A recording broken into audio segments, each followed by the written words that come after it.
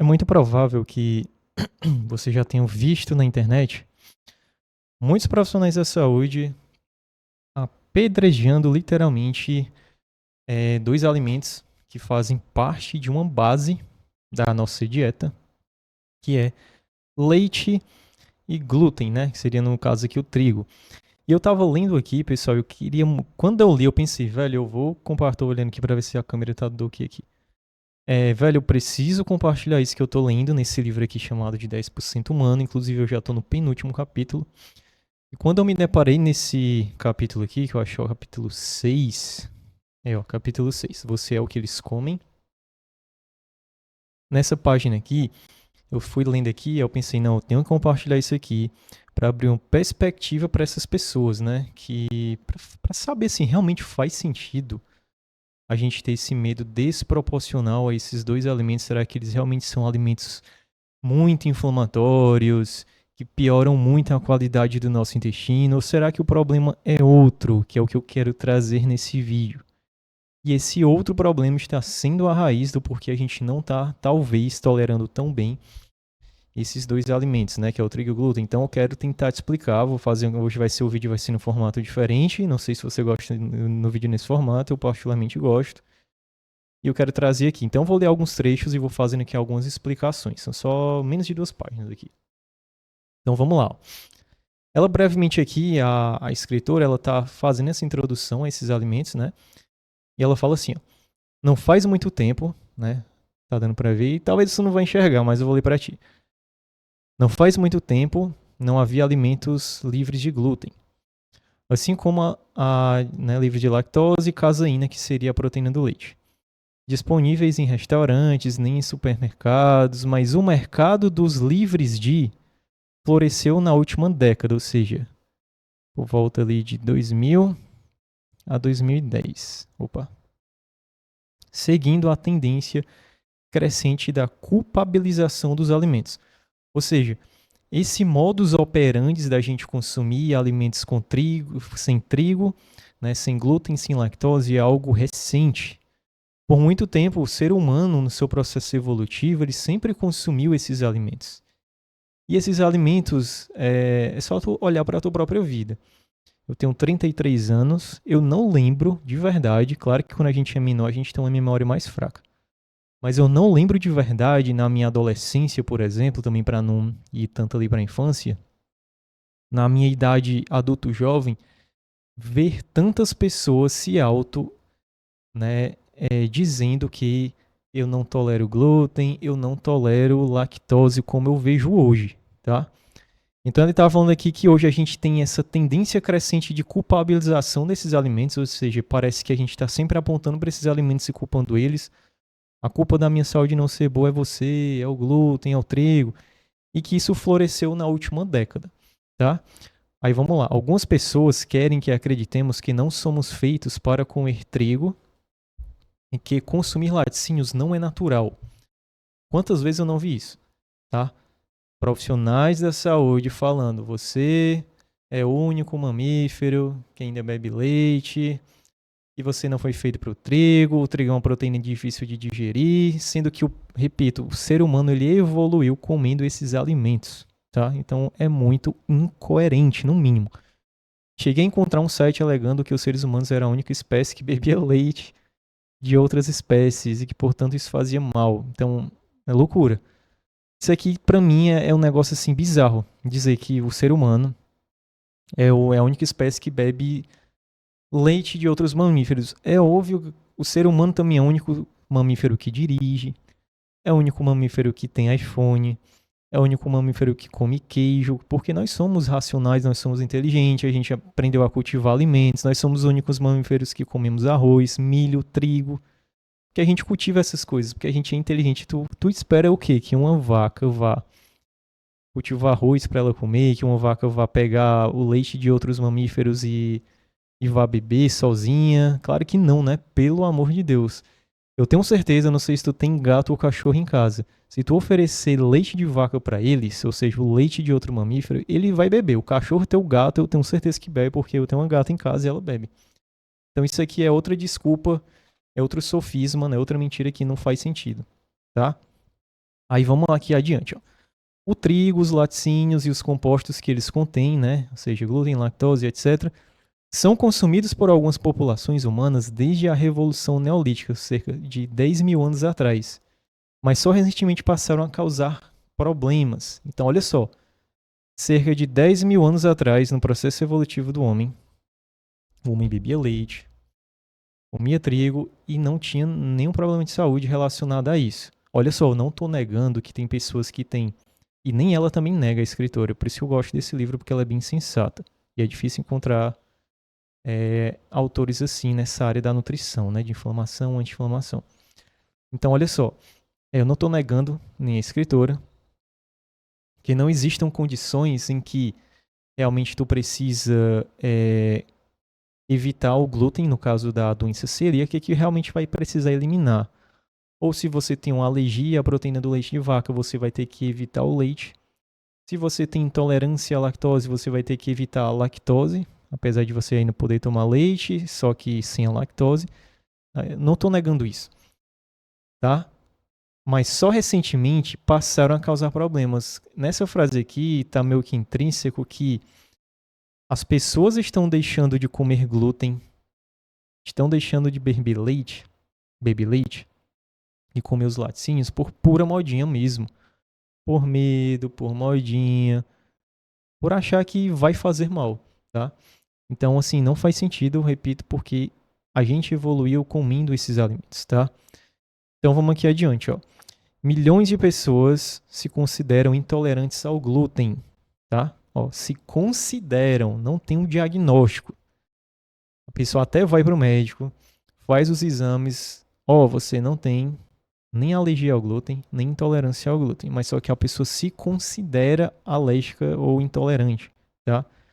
Para o prazer dos fabricantes de alimentos especiais, né, que são esses alimentos de versão zero glúten, zero lactose, ou seja, quem está se beneficiando com isso, e eu acredito que até que incentivando esse tipo de discurso de que esses alimentos inflamam, é esse próprio mercado aqui, são esses fabricantes de alimentos de alguma forma, porque eles que saem ganhando, tá, com isso, eles que saem lucrando, tá, você joga um problema para a sociedade e você, olha só, glúten inflama, tá aqui a solução, meus alimentos sem glúten, tá?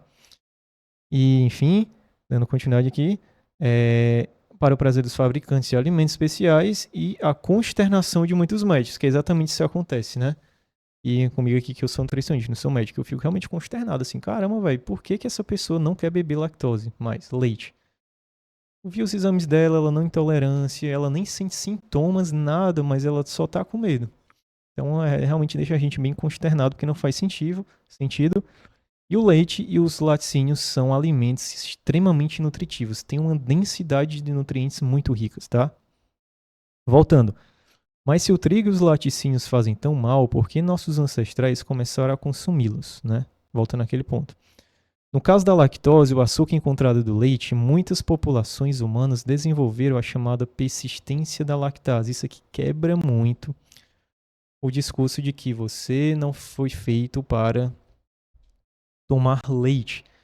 Olha o que é que ela está falando, que algumas populações humanas, muitas delas, né, desenvolveram um gene chamado de persistência da lactase, ou seja, normalmente esse gene é aquele gene que faz a ativação, vou falar assim para ficar mais fácil, da enzima lactase que digere o leite. Normalmente ele é bem ativo durante a infância. Por quê? Porque a criança amamenta e ela precisa desse gene ativado, né, ligado para ela beber o leite materno. E o leite materno é rico em lactose, se você não sabe, inclusive ao meu ver, né, que eu já li algumas coisas sobre isso.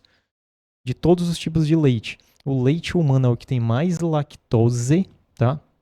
Só que quando a criança vai crescendo, é como se esse gene desligasse. Porém, muitos seres humanos, e muitos mesmos, a maioria, majoritariamente, eles desenvolveram a persistência da lactase, ou seja, mesmo crescendo em idade, o gene da lactase ficou ligado. Ele não desligou mais. Por quê? Porque a gente foi se expondo cada vez mais aos laticínios, e quanto mais você se expõe aos laticínios, mais você liga o gene da lactase, ou seja, você não fica intolerante a esses alimentos. tá? Você consegue digerir eles. Por isso que a maioria das pessoas não tem intolerância à lactose. É uma minoria ainda, tá bom? E então, você foi feito para tomar laticínios, se você for parar para pensar, porque esse gene aqui, ele permanece ativo na maioria das pessoas, tá bom? Inclusive, isso aqui, ele traz uma outra perspectiva de que se você não for intolerante à lactose, mas você evitar os produtos que têm lactose, é como se você aos poucos fosse desligando o seu gene que digere a lactose, entendeu? Então você pode adquirir uma intolerância à lactose por falta de exposição a ela. Eu vejo muito isso. A pessoa passa um ano porque escolheu não consumir mais laticínios e quando volta ela sente sintomas como gases, sintomas como desconforto abdominal, como se ela tivesse adquirido uma intolerância à lactose e isso acontece mesmo, tá bom? Aí dando continuidade aqui, todos nós conseguimos tolerar a lactose quando bebês, eu falei para vocês agora. Está no leite da nossa mãe, né? Ela, a lactose. Nós possuímos um gene que produz a enzima lactase especificamente para decompô-la. Antes do Neolítico, esse gene desligava, foi o que eu disse para vocês, após a infância, quando a lactase já não era necessária. Mas durante a Revolução Neolítica, quando a gente passou a consumir alimentos com laticínios, algumas populações humanas começaram a desenvolver essa persistência desse gene. Então, repito, não é que a gente não foi feito para consumir laticínios. A gente, na verdade, adquiriu como é que eu posso chamar isso? Um mecanismo da gente continuar consumindo os laticínios, entendeu? Então, esse gene não desligava muito após o desmame, permanecendo ativo ao longo da vida adulta, tá certo? Aí, indo aqui novamente, para esse outro ponto aqui, que para finalizar essa parte da leitura meu argumento... não, aqui, ó. É muito pouco provável que o fato de tantos de nós sermos agora incapazes de tolerar o glúten e a lactose seja um sinal de que não fomos feitos para consumir esses alimentos, porque ela já foi explicando, né? Ela está dizendo aqui. E muita gente fala isso, né? Você não foi feito para comer glúten, você não foi feito para comer trigo, mas esse argumento cai por água abaixo quando a gente entende que existe esses mecanismos de adaptação que nos dá a capacidade do nosso intestino de continuar consumindo esses alimentos. Tá bom? E por fim aqui, o meu argumento não é que as intolerâncias dietéticas não sejam um fenômeno real. Essa parte aqui é a mais importante desse vídeo. Mas que a origem desses distúrbios não reside em nosso genoma e nem nos alimentos que a gente come, mas no microbioma desequilibrado. Aí eu quero explicar uma coisa para vocês muito importante aqui. Acredito que em vez de rejeitar o glúten e a lactose, poderíamos reconstruir um relacionamento que tínhamos com eles no pós-neolítico, ao mesmo tempo que restauramos o nosso equilíbrio microbiano. Eu vou pegar aqui agora uma folhinha bem rapidinho aqui de papel e eu quero explicar uma coisa para vocês aqui, ó. Tá? Existem certas situações que realmente faz sentido, eu até gravei isso no vídeo passado, mas eu vou deixar aqui bem resumido. Situações... Talvez fique pequeno e você não veja, mas vai escutando aqui o áudio, né? Então existem algumas situações que realmente faz sentido a gente evitar glúten e lactose. Por exemplo, situações de intolerâncias. Se você tem uma intolerância à lactose diagnosticada, se você tem uma intolerância ao glúten, né, diagnosticada, e você realmente evita ou diminui, porque isso vai conferir mais qualidade de vida para ti, tá? Existem as situações imunomediadas. Aqui vem alergia, hipersensibilidade, autoimunidade, tudo que está relacionado a... Tá aqui o ponto 1, ponto 2. Tudo que está relacionado à inflamação. Então, realmente, existem situações que realmente o leite, a proteína do leite e o glúten levam a processos inflamatórios em algumas pessoas. Então, essas pessoas têm que eliminar mesmo, tá? Não dá nem para diminuir. Tem que eliminar. Só que, por exemplo, no caso dos laticínios, a APLV, que é a alergia à proteína do leite da vaca, que é um processo inflamatório frente à proteína do leite, ela atinge 0,5 a 1% das pessoas. E a doença celíaca atinge mais ou menos 1% das pessoas, mundialmente falando. Isso aqui são referências recentes que eu peguei, tá? Então perceba que é uma minoria de pessoas que realmente inflamam após consumirem leite e trigo, entendeu? Só que existe atualmente, fechar aqui só para fechar aqui que é um quadro, uma situação que muitas pessoas estão relatando que ao consumirem lactose, glúten, elas vão sentindo sintomas até. Aí aqui entra um pouco do medo que ativa o psicológico das pessoas. Só que parece que muitos desses casos são reais. É como se algumas pessoas estivessem aos poucos desenvolvendo certas intolerâncias, sensibilidades e até mesmo processos imunomediados a esses alimentos, tá? Então o que é que a autora ela quer dizer nesse trecho aqui, ó, que eu vou voltar aqui para tu entender o que é que eu quero te explicar agora. Isso aqui é muito importante. Preste atenção, por favor. Que ela fala, ó, meu argumento é que essas intolerâncias dietéticas, elas, vou resumir aqui, elas têm uma origem que é o nosso microbioma desequilibrado. Então o que é que acontece, pessoal? A gente tem uma microbiota, isso aqui eu já venho falando em vários vídeos, intestinal que reside no nosso intestino, tá? E essa microbiota ela precisa estar saudável para que teu intestino também esteja saudável. Qual é o problema? A nossa dieta hoje em dia, ela é uma dieta muito pobre em componentes que favorecem a saúde dessa microbiota. Saúde dessa microbiota aqui. Então a nossa dieta hoje ela não tem fibra, ela é baixa em fibras. A gente come mais alimentos processados. A gente, né, come mais aqui no caso. A gente come muito alimentos também ultraprocessados. Enfim, a gente está comendo muita coisa que não é, que piora a qualidade da nossa microbiota. A verdade é essa. Hoje o que a gente mais come mais enfraquece e piora a qualidade da nossa microbiota do que o contrário, tá certo? Então, quando essa microbiota ela é enfraquecida, ela vai perdendo as bactérias boas, as bactérias ruins vão crescendo em número e vai gerando um certo desequilíbrio, tá? E esse desequilíbrio aqui é o que nós chamamos de disbiose intestinal, tá bom? Aí o que é que acontece? Vamos aqui para um próximo quadro aqui em cima. Pronto. Quando você fica com a disbiose intestinal, que agora sim, muitas pessoas hoje têm isso aqui, ó. Entenda, ó. 0,5 a 1% das pessoas têm alergia ao leite e 1% tem a doença celíaca, que é a alergia ao trigo, né? É uma autoimunidade frente ao trigo, ou seja, o teu sistema imunológico ele reconhece o trigo como algo nocivo. Só que muita gente aqui tem disbiose intestinal. A gente não tem um número, mas eu diria que pelo menos assim, uns 40 a 50% das pessoas hoje têm a disbiose intestinal. Qual é o problema da disbiose intestinal? Quando você tem a disbiose intestinal, ela é como se ela abrisse portas para que você desenvolvesse pouco a pouco intolerâncias, alergias,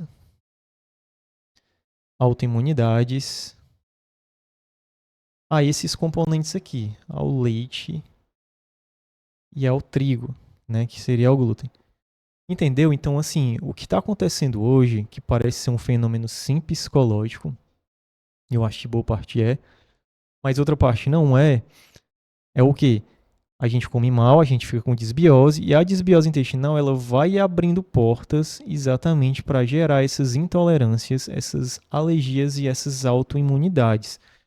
Por exemplo, quando você está com desbiose intestinal e a lactose, você bebe leite.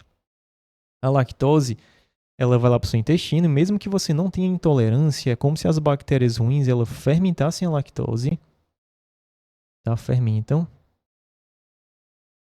e produzem produtos que geram efeitos, vou chamar assim de efeitos nocivos no intestino, tá? Então, olha só, tu não é intolerante à lactose, nunca foi, não tem alergia, mas como você desenvolveu disbiose por conta da tua má alimentação, a lactose que você não tinha problema, agora você tem. Então, a raiz do problema, vou até circular aqui, ó, não é a lactose, não, o problema não é o leite. O problema é a disbiose intestinal. É por isso que ela fala aqui também nesse trecho, ó. Vou ver aqui. Ela fala aqui, ó. Acredito que em vez de rejeitar o glúten e a lactose, poderíamos reconstruir um relacionamento que tínhamos antes com eles, ao mesmo tempo que restauramos o equilíbrio microbiano. Ou seja, é como se a gente precisasse voltar a comer bem frutas, legumes, vegetais, para que essa microbiota se restaurasse e depois esses problemas que muitas pessoas estão tendo ao consumir lactose, eles fossem sanados, fossem resolvidos. E com glúten em relação é a mesma coisa, ó. Você nunca teve problema com glúten, mas você está com disbiose intestinal. E uma das coisas que a disbiose intestinal faz, ela enfraquece a barreira intestinal. O que é a barreira intestinal? A barreira intestinal é como se ela fosse uma espécie de uma barreira protetora do intestino. Quando essa barreira aqui ela é tipo assim, a barreira, né? Ela é seletiva, então quando você come trigo, o glúten está aqui, ele é digerido e enfim, ele não causa nenhum problema. Mas quando você tem a quebra dessa barreira intestinal que é causada pela disbiose, é como se abrissem lacunas, sabe? Assim, ó. Agora a barreira ela tem um monte de buraco. Aí o glúten vem, passa por aqui, por esses buracos que não era para estar passando. E aqui mora um monte de células imunológicas. Aí essas células imunológicas começam a ver o glúten aqui e falam: rapaz, isso aqui não era para estar aqui não. Então eu vou começar a atacar esse negócio. E ela atacando o glúten, ela também obviamente vai atacar o teu intestino, porque ela tá no teu intestino, o glúten, né? Entendeu aí? Então, novamente, a raiz do problema aparentemente não é o glúten nem a lactose para a maioria das pessoas. Mas é essa disbiose intestinal. Você entendeu aí, pessoal, o que que eu quis, por que que eu quis gravar esse vídeo? Porque cada vez mais eu percebo que a gente tem que restaurar a nossa microbiota intestinal. Só assim é possível você ter um intestino saudável de verdade, tá? Existem algumas formas de você restaurar, né, de ser um primeiro passo para a gente estar melhorando essa microbiota intestinal. Eu já gravei alguns vídeos aqui, tá? Um foi como você aplica a teoria dos 4 Fs, tá? Que é um passo a passo com 4 coisinhas que você precisa fazer algumas mudanças na sua vida. Não é algo mágico, é algo que demanda tempo, é algo que demanda escolhas. Tu vai ter que parar de comer mais ultraprocessados, tu vai ter que comer mais comida de verdade, tu vai precisar voltar a cozinhar os alimentos no sentido de comer mais coisas que você cozinha do que os outros cozinham para você, né? Você precisa, além de escolher os alimentos certos, precisa cozinhar esses alimentos de forma saudável. Enfim, então vou deixar aqui agora um vídeo, né? Eu espero que esse vídeo tenha feito para ti. Eu acabei aqui meio repentino, mas a ideia central era essa. E parece que, essa é a minha opinião de hoje. Pode ser que um dia eu mude. Eu tô estudando, eu tô aprendendo mais. Né? Desde 2018 que eu estudo praticamente sobre isso, um pouquinho antes, mas eu gosto de 2018, foi quando eu parei, quando eu me formei. Então, desde 2018 eu estudo sobre saúde intestinal. O que eu mais leio até agora, sendo bem sincero com vocês, eu não consigo encontrar ainda nada que tenha me feito acreditar que glúten e trigo são alimentos ruins para todo mundo. Eu não acredito nisso. Eu acredito que a maioria das pessoas conseguem tolerar eles bem e laticínios são nutritivos, Glúten sendo integral, não sendo ele na forma de farinha refinada, é um alimento que contém fibras prebióticas que ajudam muito a restaurar o teu microbiota intestinal. Então nada ainda conseguiu me convencer. Pelo contrário, eu leio mais coisas que convencem que esses alimentos são bons, né? À toa que a dieta mediterrânea tem esses dois alimentos, tá? Mas a diferença é exatamente essa aqui. É de como está hoje a tua microbiota intestinal.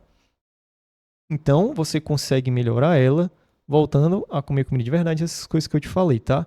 Então, vou deixar agora aqui um vídeo que é a dieta da microbiota intestinal, como você aplica os 4 Fs, tá?